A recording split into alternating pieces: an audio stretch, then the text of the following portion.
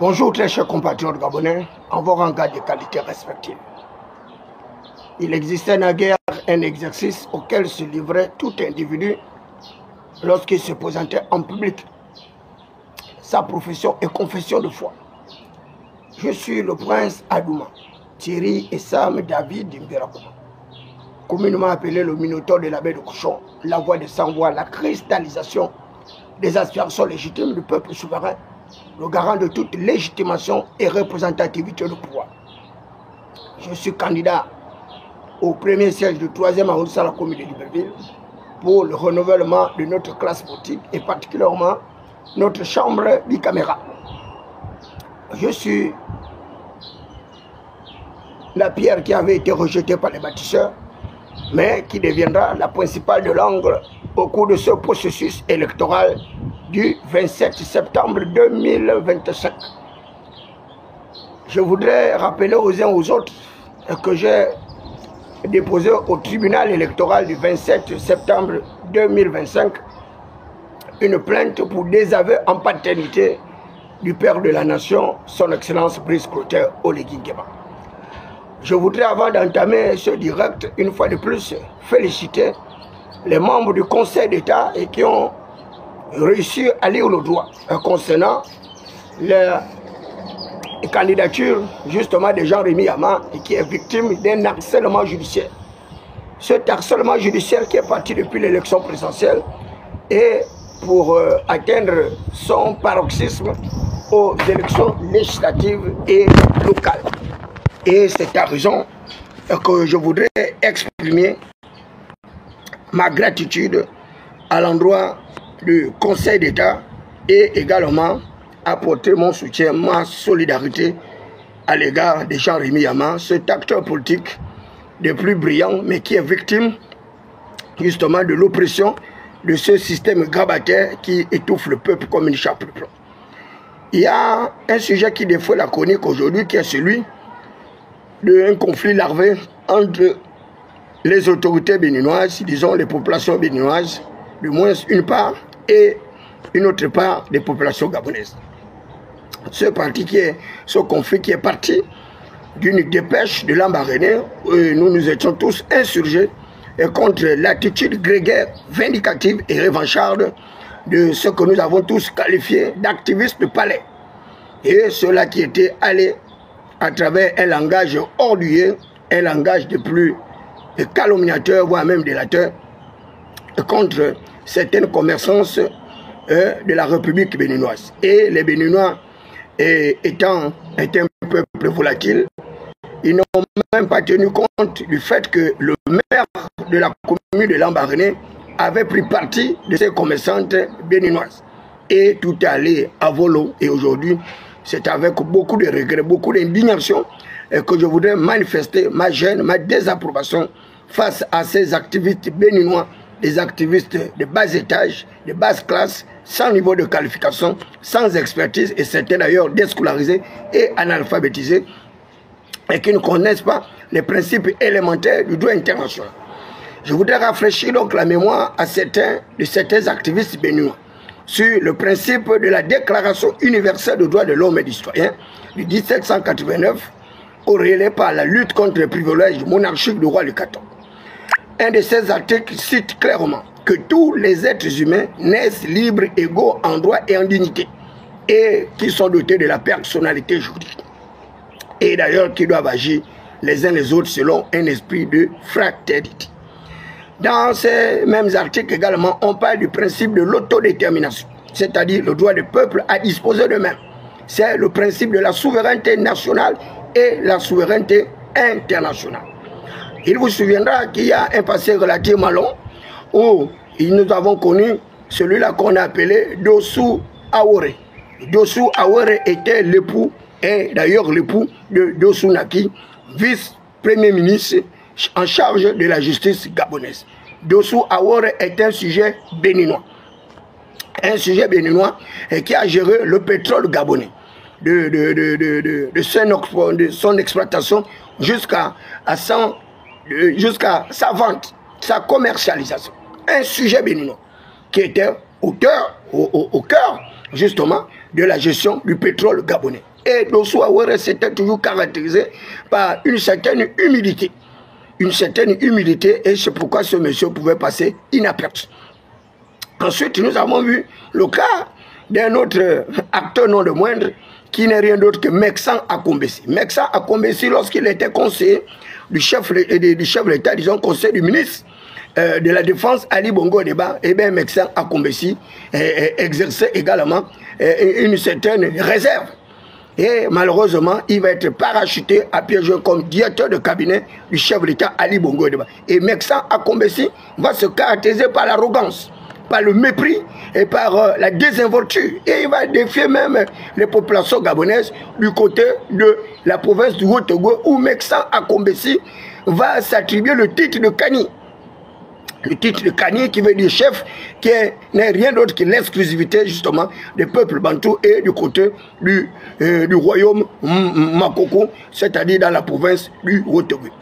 Et malheureusement, curieusement, pendant que nous dénoncions justement l'attitude grégaire de Meksan Akombesi, eh bien, notre frère Philippe Ouazangoy, et qui appelle à l'agression des Béninois et qui appelle à leur assassinat, n'avait pas sorti un seul mot. Et je voudrais rappeler notre aîné Philippe Ouazangoy, que je connais très bien, à travers ces lettres assez piquantes, pour dire que nous ne sommes pas là pour encourager la violence, nous ne sommes pas là pour encourager les tentatives de déstabilisation de notre pays. Nous sommes au Gabon, le Gabon c'est notre pays, et si il y a des communautés qui ne veulent pas justement respecter notre réglementation, eh bien, il suffira pour eux de quitter le territoire gabonais et d'aller se retrouver chez eux. Une fois Meksan Akombesi retrouvé au trône du gouvernement de notre pays, en qualité de directeur de cabinet du chef de l'État, Meksan Akombesi va récupérer tous les sémi-gabonais, des Gabonais d'adoption, des Gabonais par l'effet de naturalisation, des Gabonais par l'effet du sol et des Gabonais par l'effet de mariage. Et toutes ces personnes que mon frère Eric parle souvent de demi-gabonais, donc des Gabonais 50 kilos, vont une fois de plus faire main basse sur l'économie de notre pays, spoliant et détruisant donc notre système macroéconomique pour enrichir justement le peuple béninois. Dans cette incarcelle également du directeur de cabinet du chef de l'État, Meksan Akombesi, nous allons encore voir apparaître un autre personnage de plus saugrenu, un certain Liban Suleiman, un acteur politique étatique de plus médiocre, qui d'ailleurs a marqué très négativement notre système politique, économique et social, parce que lui, il a perdu son temps à distraire Ali Bongo Deba en invitant des stars sur le plan mondial, captant ainsi l'argent de notre pays. Et nous avons vu encore un autre, je crois, sujet français, et qui a distrait Ali Bongo Deba à travers le New York Forum, où les gens ont dilapidé l'argent du pays par de fausses propagandes pour servir justement d'alibi dans la tentative d'amélioration du capital social du chef de l'État, Ali Bongo Deba, déjà terni par une gestion scabreuse, apocalyptique et comateuse des deniers de notre pays. Et dès la chute du pouvoir par Ali Bongo Deba, eh bien, Meksan Akombesi Kani va se retrouver au Bénin avec son frère Liban Suleiman qui va se retrouver au Liban.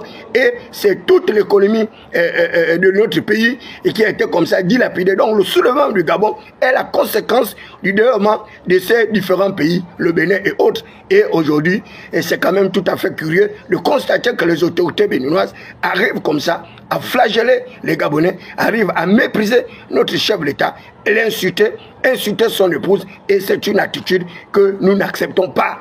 Et nous refusons d'ailleurs d'accepter leurs excuses. Ce sont des excuses hypocrites, et ces excuses-là doivent avoir la réponse qu'il faut, parce qu'on leur a averti depuis le départ que le Gabon est un pays béni. C'est un pays riche à revenus intermédiaire de la tranche supérieure, considéré comme un scandale halieutique, un scandale minier, un scandale financier, et par conséquent, nous ne dépendons d'aucun autre pays. Et qui plus est, le Bénin, qui se trouve à plusieurs milliers de kilomètres du Gabon. Nous aurons pu accepter que ce soit le Congo, et qui nous insulte, la Guinée équatoriale, le Cameroun et autres, mais il est hors de question qu'un pays de l'Afrique de l'Ouest, et qui est à des milliers de kilomètres de nous, puisse se comporter avec autant de mépris, avec autant de désinvolture. Le paroxysme va être atteint par, une fois de plus, la nomination à une prestigieuse fonction de directeur de cabinet financier du chef d'État. Un autre sujet béninois, un électricien, sans base électorale, sans base législative, sans diplôme, sans qualification, sans expertise. Et il va être parachuté comme ça dans notre sphère décisionnelle. Un petit enfant, les bas quartiers des égouts de Djonké, des égouts justement de ces quartiers malfamés du Bénin. Et avec cet argent, ils ont pu développer soit de leur pays, le Bénin, et à cause du coup de liberté que nous avons tous apprécié. D'aucuns parlent de coup de liberté, d'autres parlent de révolution du palais. Moi, je parle d'ailleurs d'une révolution constitutionnelle, donc une déconstitutionnalisation de notre système électoral. Cette déconstruction de notre système électoral a été catapultée par l'implication des forces de défense et de sécurité, brisant ainsi le cycle de notre système électoral avec la violation justement de la volonté populaire qui s'était exprimée à l'égard, sinon à l'endroit des compatriotes soi-disant qui auraient gagné les élections jusqu'à ce qu'on nous apporte la preuve contraire.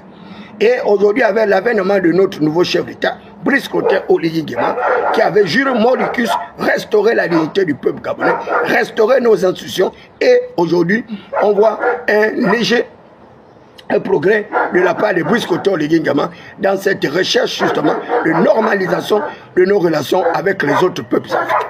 Moi, David Beakoma, candidat au premier siège du 3e arrondissement communal de Libreville, lorsque je serai élu à l'Assemblée nationale, la première mesure forte que je prendrai, eh bien, c'est une législation, comme cela s'est fait en France, en matière justement de rationalisation des ressources dans notre pays. Je mettrai en place une politique de rationalisation de l'immigration. L'immigration choisie et non une immigration subie. Et je mettrai hors d'état de nuit toutes les communautés étrangères qui se trouvent sur le territoire gabonais de manière informelle. Ces gens-là répartiront bel et bien dans leur propre pays. Ce n'est pas de la xénophobie, ce n'est pas de l'ingratitude, mais le Gabon aux Gabonais. Nous n'avons pas été à la conférence de Yata. Cette conférence qui a justement circoncié nos différents États. Le Gabon a 267 667 km². Donc nous avons un grand espace avec des vastes champs de pâturage où nous pouvons exercer une agriculture extensive, une agriculture à haute intensité capitalistique. Donc les Gabonais ne mourront jamais de faim. Nous ne mourrons jamais de faim. Nous sommes un peuple béni. Mais ce sont les dirigeants qui arrivent à s'accommoder avec les communautés étrangères pour jeter du discrédit au peuple gabonais, pour l'affamer, pour le marginaliser, pour l'esclavagiser, de telle sorte que des petits pays à faible niveau de qualification, à faible revenu, à faible croissance économique arrivent à nous manquer du respect. Avec la croissance économique ou pas, vous le savez très bien que le Gabon est le deuxième pays producteur du manganèse. Le Gabon est pratiquement parmi les 3 premiers pays producteurs de l'uranium. Lorsque vous enrichissez l'uranium, eh bien, vous arrivez à développer des armes nucléaires, des armes bactériologiques. Et Satan 3, et qui est d'ailleurs une arme bactériologique de l'URSS, peut être justement l'uranium enrichi de Mounana. Nous avons également l'or. Nous avons le manganèse, nous avons l'uranium, nous avons le zinc, nous avons le pétrole, nous avons le diamant, nous avons le nickel, nous avons le fer. Nous avons encore 600 km de côte avec toutes les espèces poissonneuses. Donc nous n'avons pas à dépendre d'eux. Nous n'attendons rien du peuple béninois. Je dis bien, nous n'attendons rien. Et d'ailleurs, dans les relations bilatérales entre le peuple béninois et le peuple gabonais, les Gabonais n'ont pas tiré profit du coup des avantages comparatifs de cette diplomatie à fleur de peau, une diplomatie qui ne sert qu'aux intérêts, justement, du peuple béninois. Et nous décidons, comme l'a dit le chef de l'État, de mettre fin. La récréation est terminée et c'est pourquoi j'invite le ministre de l'Intérieur, le ministre de la Défense, au sortir de cette élection qui va se terminer le 27 septembre, que les autorités gabonaises de notre pays puissent mettre en place un système de régularisation des situations administratives de l'ensemble des étrangers sur notre territoire, quelle que soit leur origine. Je dis bien, quelle que soit leur origine. Il vous souviendra qu'il y a un compatriote gabonais dont les autorités béninoises ont loué sa maison ici au Gabon. Et jusqu'à présent, M. Ikamba n'a toujours pas pu rentrer à possession de pratiquement plus de 60 millions de francs CFA de bons locatifs des autorités béninoises, narguant ainsi ce dernier sur notre propre territoire. Il est de même pour notre compatriote Ango Gervais, et qui a été spolié du côté du Sénégal, qui avait une unité productive où il employait des Sénégalais, avec les investissements de près de 350 millions de francs CFA. Il a été chassé du Sénégal, manu militari, et comme un laissé pour compte sociétal, un marginal, un exclu de la croissance économique. Et d'ailleurs, j'invite le chef de l'État, Brice Koté Oligui Nguema, de rentrer en contact avec Gervais Onyan pour qu'il puisse également accompagner Hervé Patrick Opianga dans sa nouvelle structure qui va nous permettre justement d'élever les poulets de chair sur notre territoire afin que nous ne puissions plus importer ces poulets de chair. Il est de même pour le niveau de l'agriculture. J'appelle le chef de l'État, Brice Koté Oligui Nguema, d'augmenter le budget de l'agriculture en termes d'investissement pour que nous puissions arriver à accélérer le processus de gain dans notre pays avec des grandes exploitations pour lutter contre les déficits alimentaires, lutter contre les déséquilibres alimentaires pour que le Gabon puisse atteindre l'autosuffisance alimentaire. Nous avons tous les atouts pour pouvoir justement nous faire respecter de tous ces pays-là qui arrivent comme ça à vouloir marginaliser les Gabonais, à vouloir nous traiter de lâches, de péros, de potrons et de feignants. Les Gabonais sont un peuple accueillant et nous ne pouvons pas continuer à accepter que ces gens-là continuent à nous mépriser.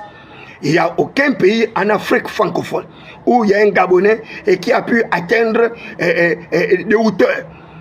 Donnez-moi un seul nom d'un Gabonais qui a pu devenir ministre, et qui a pu devenir directeur de cabinet, qui a pu devenir directeur et je ne sais quoi. Et même dans toutes les organisations internationales, vous ne verrez jamais des Gabonais à des très prestigieuses fonctions, à part au niveau de la CEMAC, au niveau de la communauté économique digitale Afrique centrale, où nous avons quand même eu plusieurs places les plus prestigieuses. Mais dans tous les cas, nous n'avons jamais occupé une place de choix au niveau justement de la République béninoise, et ce sont eux qui parlent du principe justement de la réciprocité.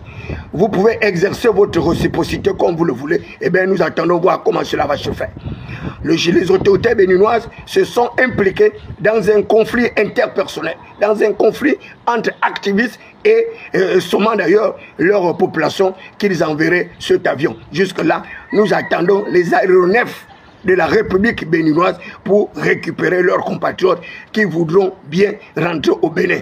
Je le dis, je l'affirme avec toute la force de mon intime conviction que les autorités béninoises ne seront jamais capables d'absorber le chômage des Béninois. Ils ne seront jamais capables d'absorber la misère du peuple gabonais, le peuple béninois. Ces Béninois sont sur un terrain fertile. Ils sont sur une Jérusalem et par conséquent, ils n'accepteront jamais de repartir, vivre dans les égouts de Bénin, repartir, vivre dans la pauvreté, dans la misère, dans l'esclavage.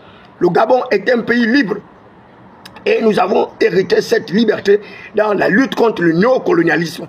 Et nous avons vu nos pères qui ont mené cette bataille avec le capitaine Rapochombo, avec le capitaine Denis Rapochombo. Nous l'avons vu également avec le révolution de la concurrence Awanji, mon arrière-grand-père, c'est-à-dire Ouongo, qui va mourir au tribunal militaire du Tchad, condamné à mort après avoir mené des rudes batailles contre l'oppression des puissances internationales. Nous avons également le cas de Mbobé Anyangé Exta. Donc le Gabon a toujours eu des guerriers et ces guerriers ont toujours vaincu justement l'oppression démoniaque. Et c'est pourquoi nous avons cette liberté-là qui nous caractérise avec une démocratie des plus achevée, une démocratie qui poursuit son cursus normal et vous pouvez le remarquer.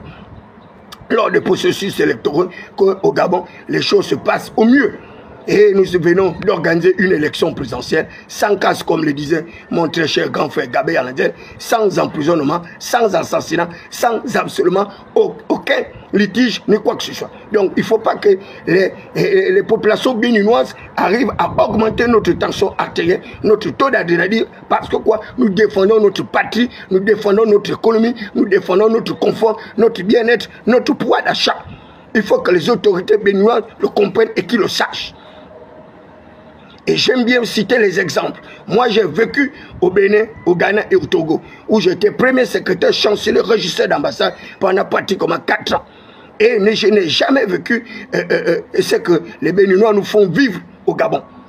Ils sont impolis, ils sont arrogants, ils sont méprisants et ils ne respectent pas les nationaux. Non seulement ils ne nous respectent pas, et au mieux, ils ne respectent pas nos autorités. Et nous allons les obliger à respecter nos autorités. Parce qu'il s'agit de cela. Nous sommes au Gabon et nous sommes des Gabonais. Nous ne sommes pas des Béninois, nous ne sommes pas des Maliens, nous ne sommes pas des Congolais, nous ne sommes pas des Centrafricains et autres. Nous sommes des Gabonais. Et nous sommes entièrement d'accord avec la vision qui est impulsée actuellement par notre chef d'État qui parle de la gabonisation des emplois pour arriver à un boom d'emplois et zéro chômage pour le plus grand nombre de compatriotes gabonais. Une fois nous aurons atteint ce seuil de zéro chômage, vous pourriez exercer n'importe quelle activité que vous voulez. Pourquoi est-ce que les Béninois s'offusquent par le fait que nous arrivons à nationaliser un certain nombre d'emplois alors que eux-mêmes dans leur pays, ils utilisent les mêmes politiques restrictives en matière d'emploi. Et ce n'est pas le Gabon qui va être en reste. Vous avez vu le conflit qui se trouvait au niveau justement de l'Afrique du Sud où les étrangers avaient été assassinés avec une violence de plus unie où les étrangers étaient pratiquement assassinés dans leur propre domicile et il était quasi impossible pour eux d'aller faire le course parce que quoi, les Sud-Africains estimaient à tort ou à raison que les étrangers s'étaient accaparés non seulement l'économie de leur pays mais également la croissance et les emplois. Et il était hors de question pour eux de continuer à accepter cette flagellation, ces meurtrissures. Et pourquoi est-ce que vous voulez que ce soit des expatriés qui arrivent à vivre dans les meilleures conditions de vie que le peuple gabonais, rapatriant d'ailleurs ici nos capitaux pour pouvoir servir le développement de leur pays. Et ils sont les premiers à se moquer du peuple gabonais. Ils sont les premiers à nous menacer, jusqu'à dire qu'ils vont nous envoyer le vaudou.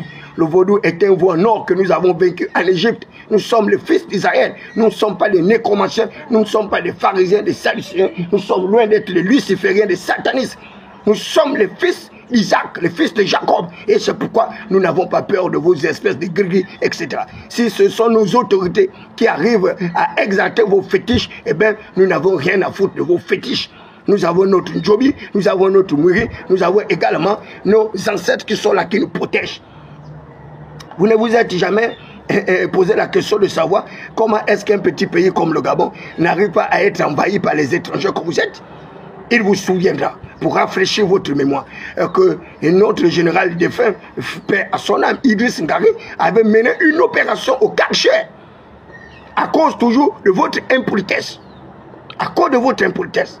Et Idriss Ngari a tiré déjà l'attention du pouvoir public sur la nécessité d'avoir à régulariser la situation des immigrants dans notre pays. Le général de brigade également, Nguetara, le directeur du CEDOC, avait déjà attiré l'attention du pouvoir public sur le seuil très élevé des étrangers sur le territoire gabonais. Et là, je pense que nous avons atteint un seuil intolérable. Et ce seuil intolérable est inacceptable et ça ne peut plus continuer comme ça. Et moi, à l'Assemblée nationale, et je vous invite de voter pour moi le 27 septembre, je vous dis, la première loi que je mettrai en place, eh bien, c'est la loi qui va servir de rapatriement de tous les étrangers en situation irrégulière au Gabon. Et ce serait sans contredit. C'est la première mesure que je prendrai pour arriver à rationaliser notre immigration. Nous mettrons en place des mesures préventives pour une immigration choisie et non une immigration subie. Une immigration de technologie, de brevets de cerveau et non une immigration sauvage avec les individus qui n'ont aucun profil qualifié d'emploi, qui viennent comme ça exercer dans le secteur informel. Il faut que vous le sachiez. C'est la première mesure que je prendrai. La seconde mesure que je prendrai également, c'est d'arriver à normaliser, à amplifier plutôt nos relations bilatérales entre communautés. C'est-à-dire la communauté camerounaise, la communauté congolaise, la communauté également centrafricaine et autres. Mais je voudrais tout de même attirer l'attention du peuple camerounais sur la nocivité également de leurs compatriotes. Et ils ont pratiquement le même esprit grégaire comme le peuple béninois. Regardez le peuple camerounais. Ils ont leur chef d'État qui poursuit un 8e mandat. Un grabataire avec près de 93 ans au sommet de l'État. Leurs compatriotes ne parlent pas de la démocratie du Cameroun. Ils ne parlent pas de l'État de droit du Cameroun. Ils ne parlent pas du panafricanisme camerounais. Mais ils ont un certain Niamsi qui insulte notre chef d'État, qui insulte nos institutions, jour et nuit, et il n'est pas inquiété. Et jusqu'à présent, il n'y a rien pour pouvoir ramener ce compatriote à l'ordre. Dites au peuple camerounais que les Gabonais ont décidé de mettre de l'ordre et l'ordre sera mis au Gabon. Tous les expatriés qui ne respecteront pas l'état de droit, qui ne respecteront pas la dignité du peuple gabonais, qui ne respecteront pas nos institutions, en tête desquelles la présidence de la République, eh bien, ce serait à vos risques et périls. Vous avez vu le cas de Kango Komo, un sujet camerounais qui avait été brûlé vif. Je dis bien brûlé vif. Du côté du PK5. Dites aux autorités béninoises de discipliner leurs troupes avant qu'il ne soit trop tard. Je dis bien, dites aux autorités béninoises de discipliner leurs troupes avant qu'il ne soit trop tard. Dans le Conseil des Nations, il y a ce qu'on appelle les relations bilatérales. Les relations bilatérales, c'est deux peuples, le peuple béninois, le peuple gabonais. Et dans ces relations bilatérales, les diplomates ont pour premier rôle le rôle de la représentation, le rôle de la représentation, le rôle de secours, le rôle de protection, le rôle d'assistance et d'ailleurs un autre rôle qui est celui de l'évaluation. Le rôle d'évaluation. Il faut que les diplomates gabonais qui sont en France, qui sont au Bénin et autres, puissent porter plainte contre ce sujet béninois et qui a dit qu'il allait faire des matières fécales dans la bouche de la première dame, notre maternité allaitante. Ce sujet béninois doit faire l'objet d'une interpellation et d'une arrestation afin qu'il puisse y servir d'exemple. Parce que dans les relations bilatérales, c'est une forme d'agression. Et cette agression, nous ne l'acceptons pas. Une autre agression vient de celle, une fois de plus, des populations du Bénin qui ont tenté de rentrer sur le territoire gabonais avec des fétiches. Ces fétiches-là sont des armes spirituelles et nous en savons quelque chose. Parce que la Bible dit que les armes avec lesquelles nous combattons ne sont pas charnelles. Mais les armes avec lesquelles nous combattons sont puissantes par la Seigneurie, d'ailleurs, du Saint-Esprit pour renverser le fauteuil. Nous, nous sommes des croyants. Nous ne sommes pas des animistes. Nous ne sommes pas des nécromanciens et autres. Le peuple gabonais est un peuple chrétien, un peuple croyant qui a foi en la justice divine. Et c'est pourquoi nous n'avons pas peur de vos fétiches. Donc, votre vaudou, eh bien, nous n'avons rien à foutre de cela. Ce n'est pas le vaudou qui a construit le Gabon. Ce n'est pas le vaudou qui a doté le Gabon de toutes ses richesses. Et ce n'est pas le vaudou qui va finir la carpe de Lambaréné. La carpe de Lambaréné, elle ne finira jamais à Lambaréné. Parce qu'il y a un Dieu qui multiplie chaque jour les richesses du Gabon. Vous coupez le bois au nord, le même bois pousse au sud. Vous coupez aussi à l'est, le même bois. Donc le Gabon est un pays en véritable... un véritable pays riche. Et si vous refusez de le comprendre ainsi, mais les amis, partez chez vous. Qu'est-ce qui est compliqué? Pourquoi vous faites les débats? Partez chez vous. Partez chez vous, c'est pas compliqué. Vous avez chassé notre citoyen au Sénégal, qui avait son entreprise. Vous avez pris son entreprise. On ne l'a même pas payé. Il est rentré, il est chez le Gabon. Il a tenté tous les recours devant les tribunaux. Il n'a pas eu gain de cause. Il est ici. Il est assis, sans emploi, alors qu'il avait préfinancé son activité. Il avait pris son argent en banque. On a vu les gens s'offusquer, à part quelques citoyens sénégalais, sur la toile qui avaient manifesté leur gêne, leur désapprobation. Mais les autorités sénégales, qu'est-ce qu'elles ont fait? Est-ce qu'elles ont permis à Gervais Ango de rentrer en possession de son argent, de récupérer son entreprise? Zéro. Mais son entreprise est en train de tourner. Et ce sont des sujets sénégalais qui ont récupéré son entreprise. Vous parlez de quoi? Il y a un passé relativement récent, les autorités de la Guinée équatoriale ont chassé les Camerounais de la Guinée équatoriale. Est-ce que cela offusque les gens? Est-ce que les gens ont fait les panels? Est-ce que l'Afrique tout entière s'est émue? Pourquoi lorsqu'il s'agit souvent du peuple gabonais, tout le monde s'en met?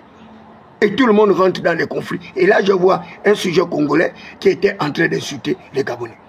Mais mon frère, mais tu n'as pas peur de ce qu'on peut faire au peuple congolais? Pourquoi vous aimez les problèmes comme ça? Pourquoi vous ne réfléchissez pas? C'est quoi votre problème avec le peuple gabonais? Vous nous traitez d'exode, vous nous traitez de peureux, vous nous traitez de...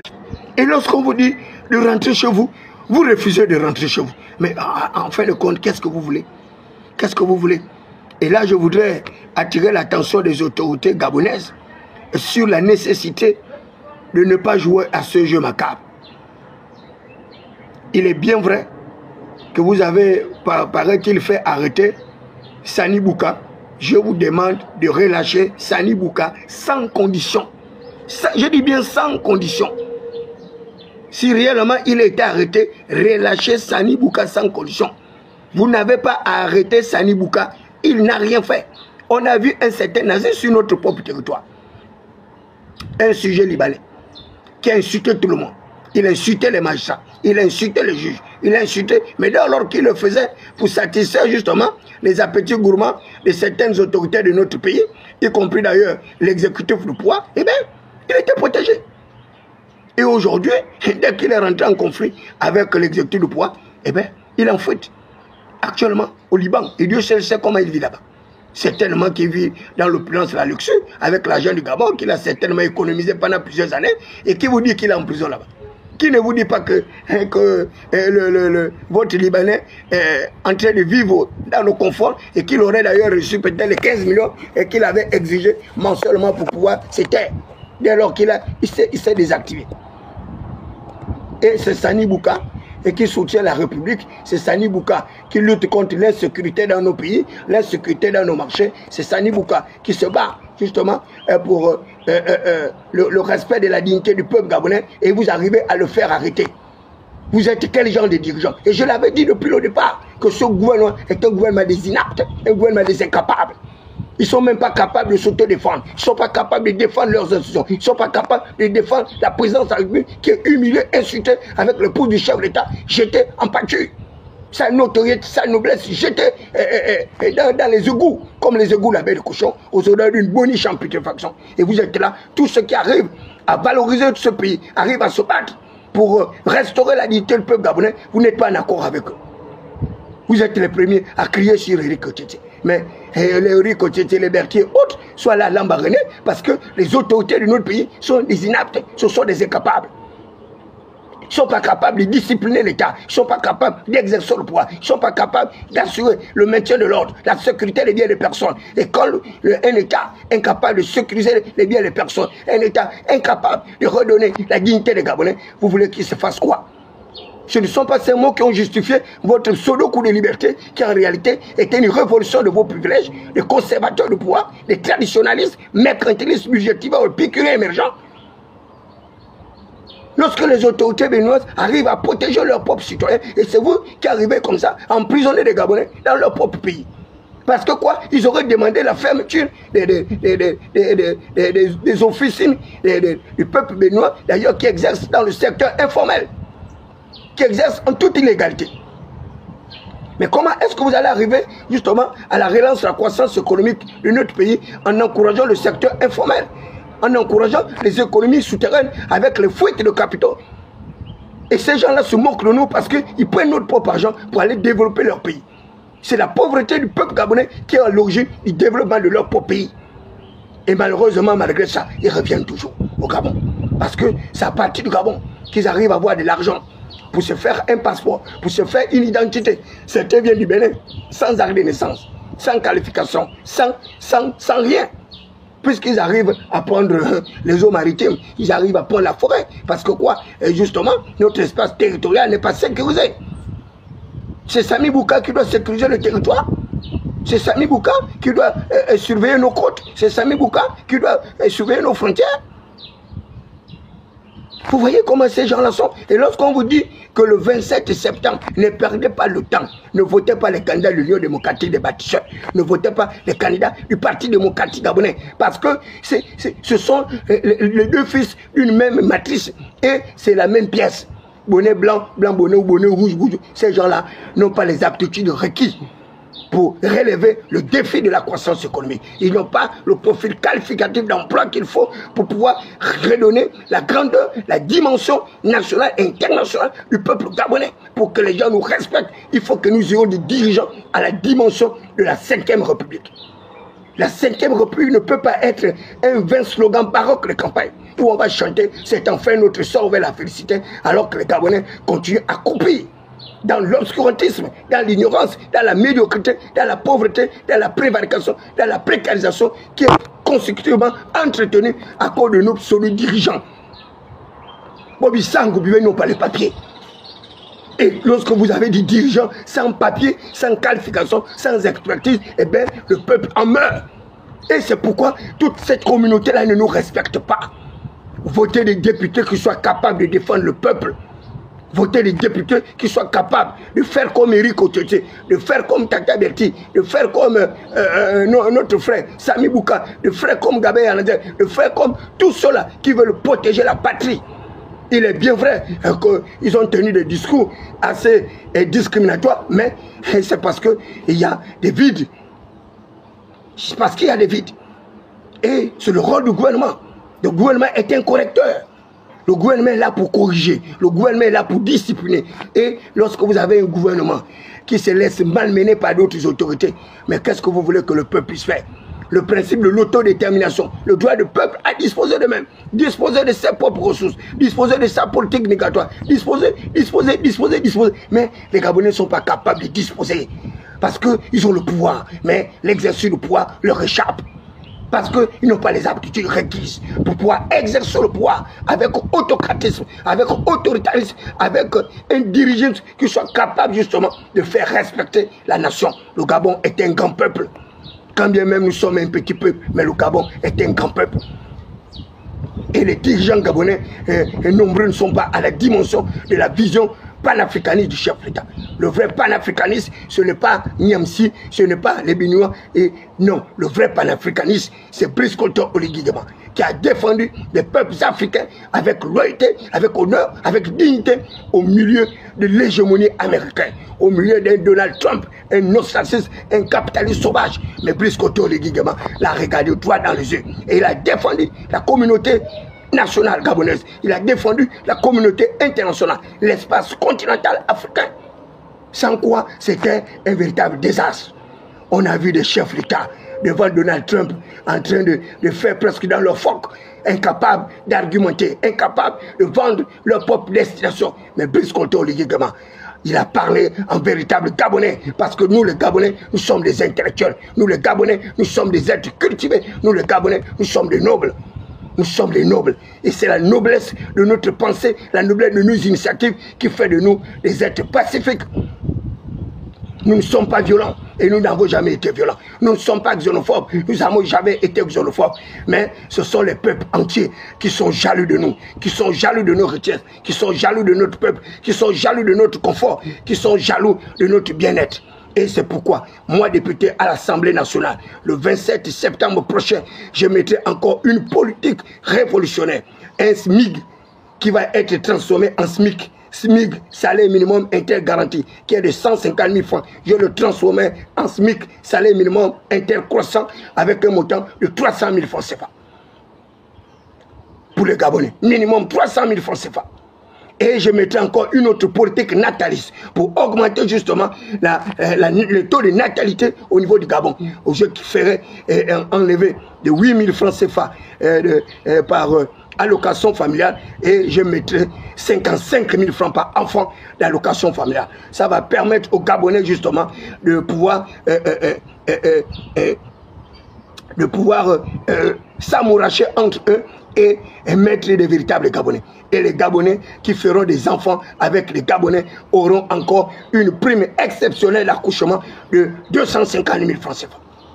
Parce que le Gabon ne peut pas continuer à être cette infime partie alors que nous recherchons la croissance économique. Il faut que le Gabon arrive à une explosion, ce qu'on appelle un baby boom. Un baby boom. Nous devons arriver à ce baby boom. Et ce baby boom-là ne peut être consécutif qu'à la mise en place des politiques incitatives en matière de natalité. Moi, député à l'Assemblée nationale, je mettrai également des politiques préventives, des politiques sanitaires, et j'arriverai à une espèce de généralisation de la santé pour tous. Et je ferai en sorte que des lois protectrices de l'enfance, les lois protectrices également des vieillards soient mises en place. Je ferai en sorte que dans les différents chefs-lieux de province, nous puissions avoir des officines sanitaires à la dimension du peuple gabonais. Et je mettrai également à disposition une indemnité chômage. pour les Gabonais en extrême difficulté. Et dont le montant se situerait entre 200 000 francs et 250 000 francs. Et cela est possible.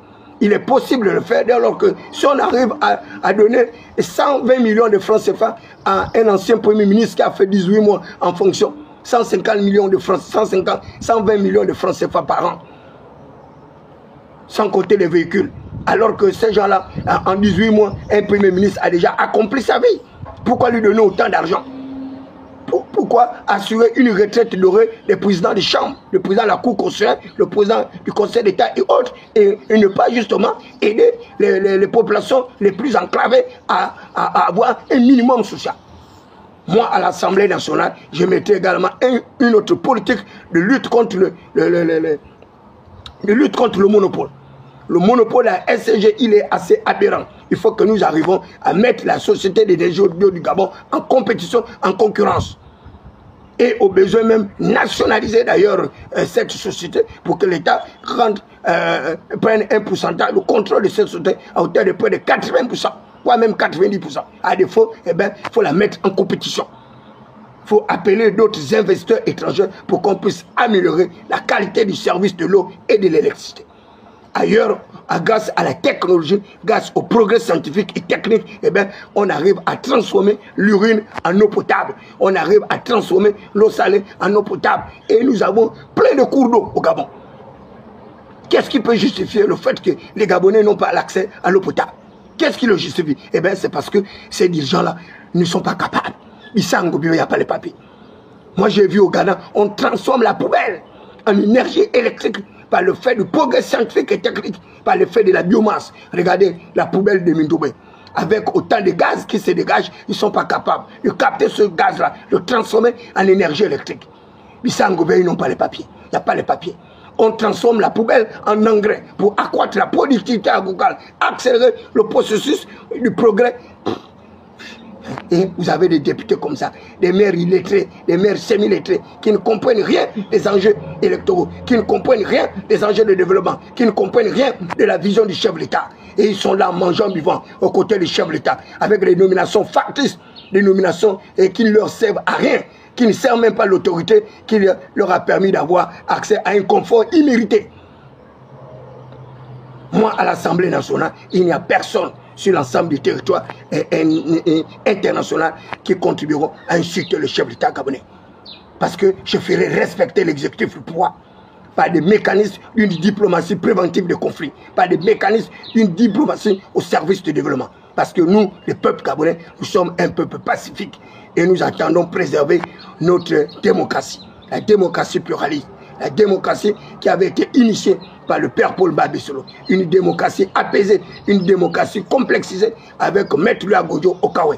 Donc, au sortir de cette élection, le 27 septembre prochain, j'inviterai le chef de l'État à recevoir tous les candidats et que les candidats soient fair play. Ceux qui auront gagné, ils auront gagné. Ceux qui auront perdu, ils auront perdu. L'essentiel pour nous, et pour certains, était de participer, comme le disait Pierre de Coubertin, parce que nous savons très bien qu'avec une telle artillerie du Parti démocratique gabonais, avec l'Union démocratique des bâtisseurs, eh bien, nous allons nous retrouver avec une chambre bicamérale pratiquement duale, c'est-à-dire à l'image du PDG et de l'Union démocratique des bâtisseurs. Malheureusement, eh bien, le peuple sombrera dans un désenchantement, dans une véritable désillusion pour dire en réalité que le coup de liberté n'a été qu'une supercherie électorale. C'est un coup qui n'a servi que d'alibi pour violer le suffrage universel du peuple souverain au détriment d'un homme qui n'était rien d'autre que Ondo Ossa. Et il est également important que le chef d'État puisse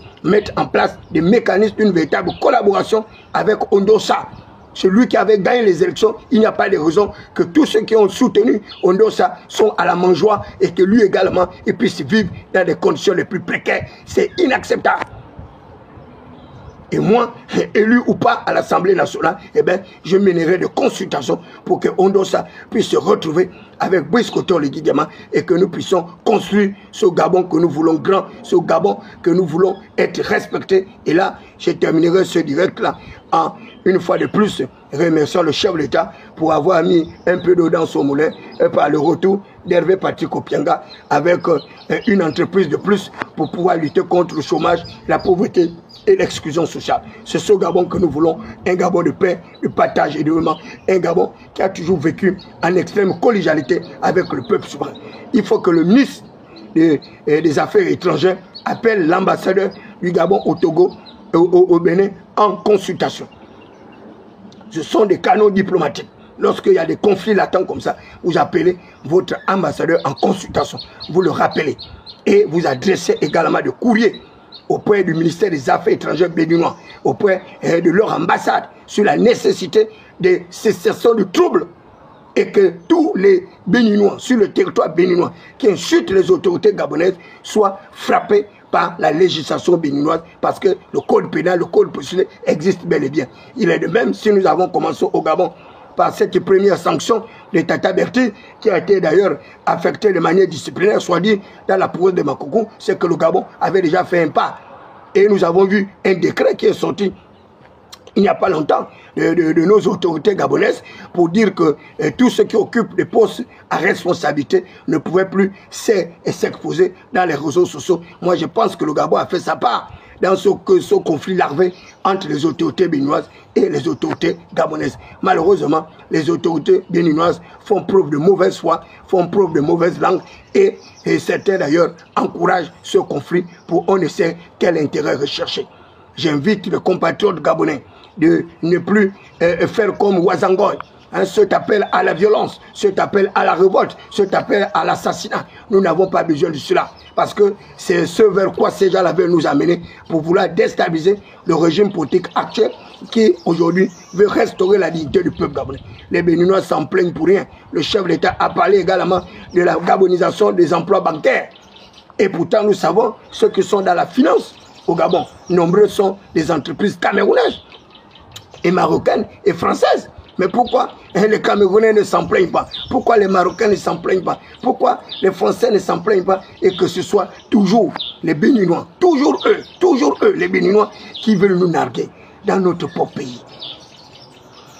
Mais à un moment donné, faites-vous respecter, peuple béninois.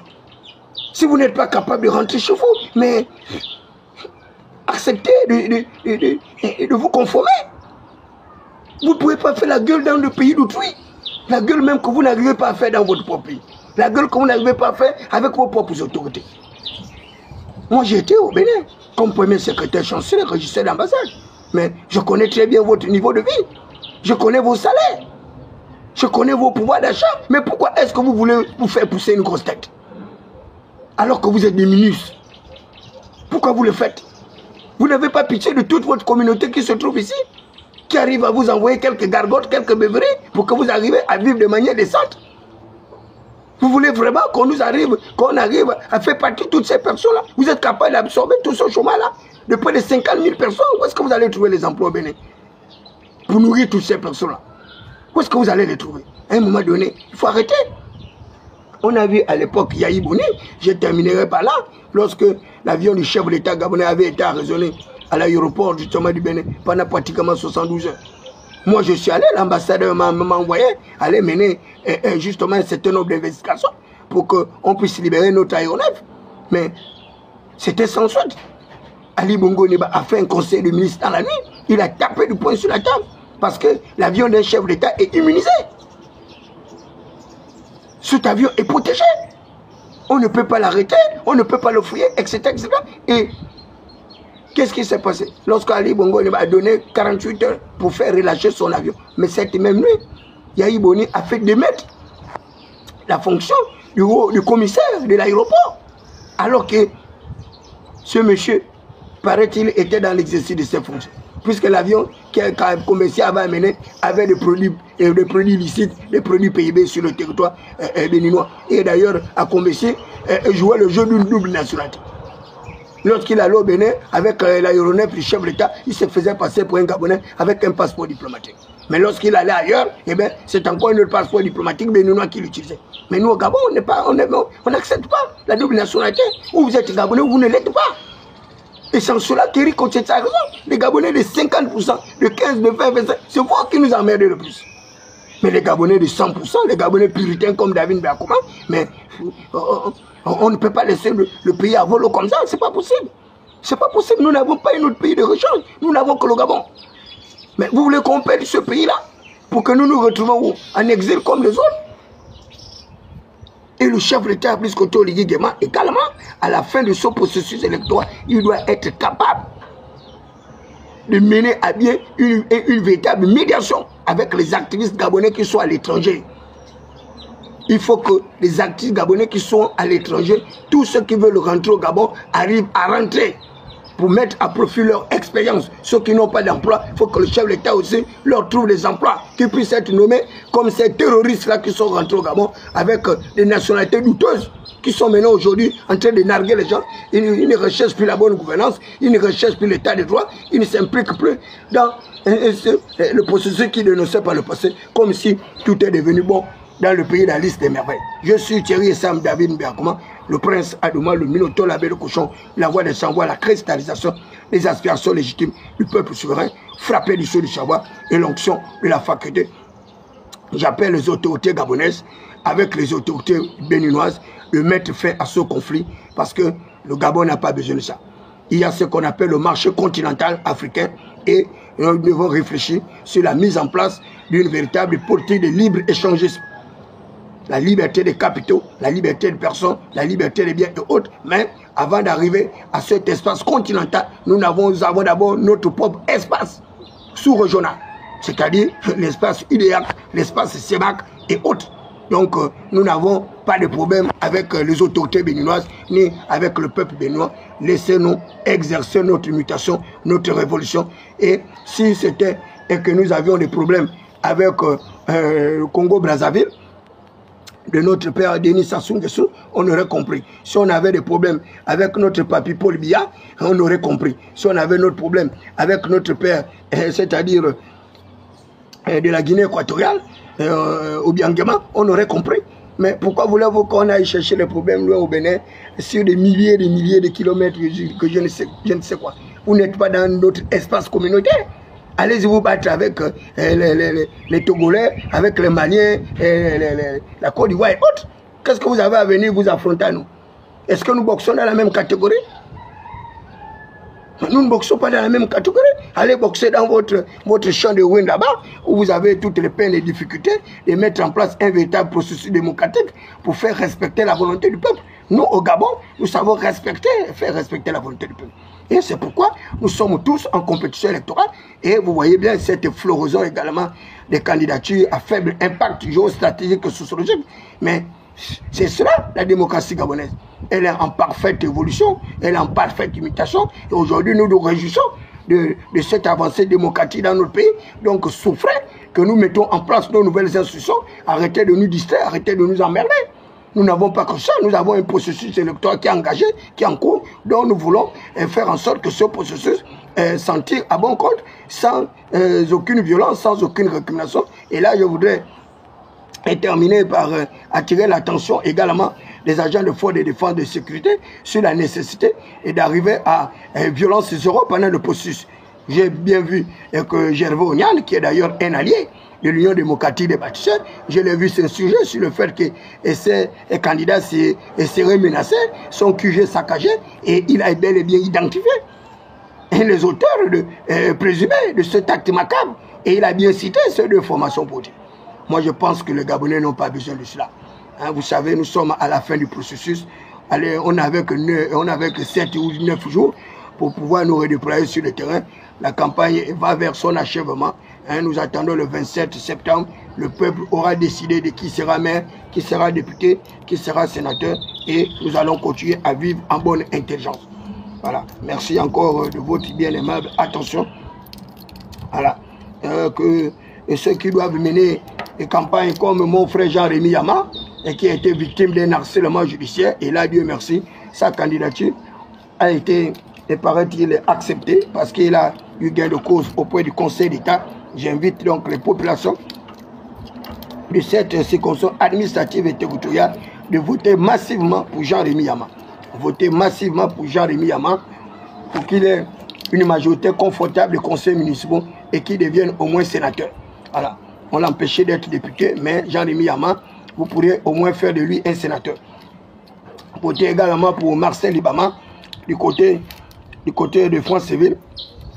Votez également pour mon très cher petit frère Awassi, du côté de Mwanda, quand bien même c'est un membre de l'Union démocratique des bâtisseurs, mais ce n'est pas tous les bâtisseurs qui sont comme ils sont, qui sont victimes de toutes les formes de mécontentement de la part des populations. Du côté de Port-Gentil, votez mon très cher frère Ulrich Malekou avec son épouse Sophie Sonneron. Du côté de Ndende, votez Mavdis. C'est un pédégiste, oui, mais c'est un pédégiste qui doit servir de modèle chip à l'Assemblée nationale. Voilà.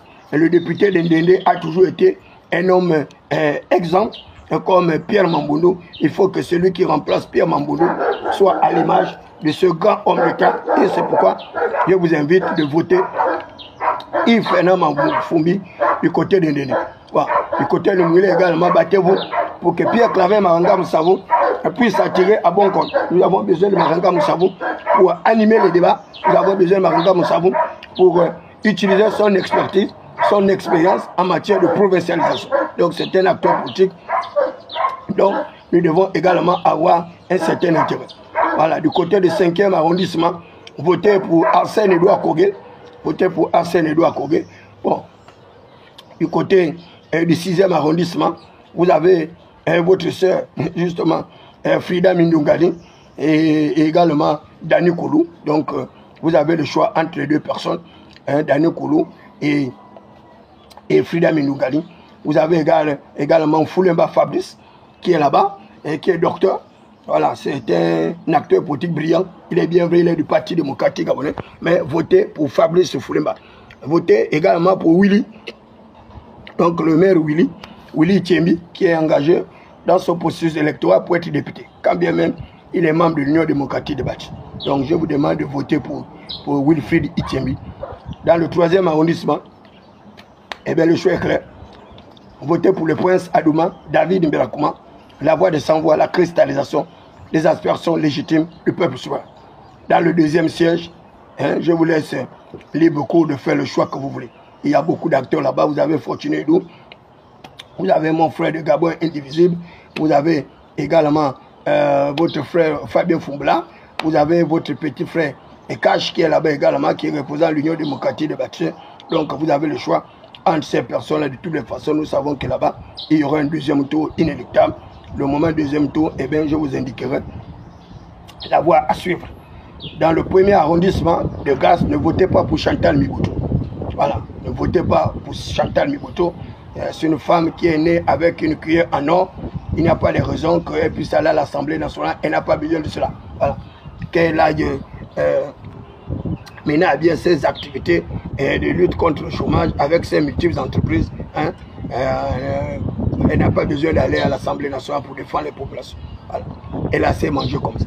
Et faites tout, faites en sorte que tous ceux qui n'ont pas bien géré leur période de transitoire pendant qu'ils étaient à l'Assemblée nationale, faites en sorte qu'ils ne reviennent pas à l'Assemblée nationale. Voilà, du côté d'Akanda, votez pour notre grand frère, Ghislain Malanda.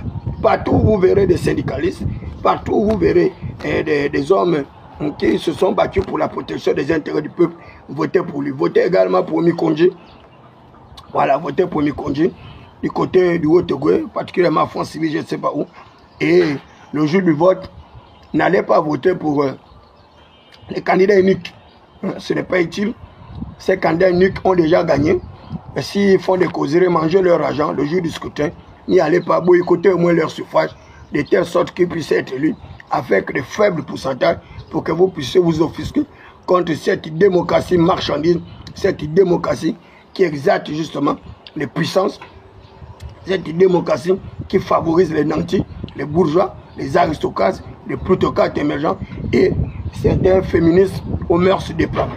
Vous étiez à l'émission Cosmos, intervention chicale électorale, animée par le prince Adouma, David Mberakouma, la voix de sans-voix, la cristallisation des aspirations légitimes du peuple souverain, frappé du sceau du savoir et l'onction de la faculté, la pierre qui avait été rejetée par les bâtisseurs, mais qui deviendra bientôt la principale langue, un rocher de scandale, une pierre d'achoppement pour ceux qui n'auront pas cru au prince Adouma. Hasta la victoire simple.